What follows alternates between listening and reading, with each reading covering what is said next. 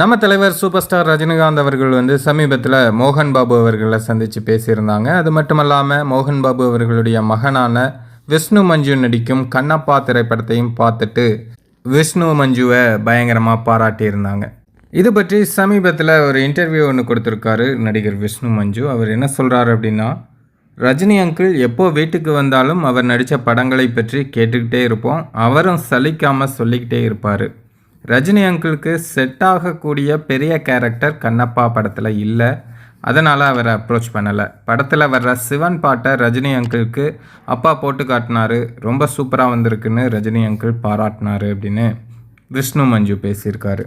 இவர் பேசினதிலே முக்கியமாக கவனிக்கப்பட வேண்டிய விஷயம் என்ன அப்படின்னா, ரஜினி அங்கிளுக்கு செட் ஆகக்கூடிய பெரிய கேரக்டர் கண்ணப்பா படத்தில் இல்லை, அதனால் தலைவரை அப்ரோச் பண்ணலை அப்படின்னு சொல்லியிருக்காங்க.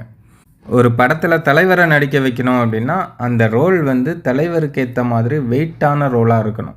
அப்போ தான் தலைவரை அந்த படத்தில் நடிக்க வைக்க முடியும். டைரக்டர்ஸாக இருந்தாலும் சரி அல்லது நடிகர்களாக இருந்தாலும் சரி, எல்லாருமே சொல்கிறது அந்த விஷயந்தான். தலைவரை நம்ம அப்ரோச் பண்ணணும்னா அதுக்கேற்ற தீனி நம்ம போட்டாகணும், அப்போ தான் தலைவருக்கு கதை பண்ண முடியும் அப்படின்னு நிறைய டைரக்டர்ஸ் கூட சொல்லியிருக்காங்க. அதை தான் இப்போது நடிகர் விஷ்ணு மஞ்சுவும் சொல்லியிருக்காரு.